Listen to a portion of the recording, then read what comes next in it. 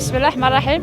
حنان قلوش عداء في نادي اتحاد الرياضي خنفري، الفائزه بالمرحله الاولى والثانيه في الطراي والمندس. وانا فرحانه بهذه النتيجه هذه لحقاش كنت كنعاني من واحد الاصابه لمده ديال 7 شهور اللي ما سهلاش، وانا فرحانه باش انني نجي ونشارك في هذا المطاف الصعب وناخذ المرتبه الاولى. وهذه ما جاتش غير من فراغ، جات من واحد التحضيرات اللي كانت شاقه بزاف وصعيبه، وان شاء الله كنتمنى هذه تكون بدايه ليا باش انني نكون موجوده ان شاء الله في السباقات الوطنيه والدوليه المقبله ان شاء الله.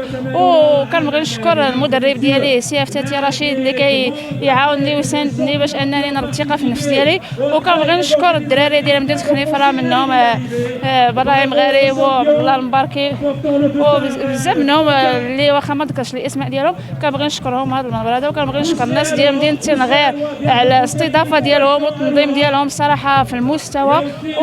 وكان التنظيم في المطاف جميل، وبالنسبه للمطاف كان مطاف صعب جدا، ولكن الجماليه ديال مدينه تنغير وديال المضايق سياحيه وجميله بزاف، خلاتنا اننا نصبروا باش اننا نوصلوا خط الوصول.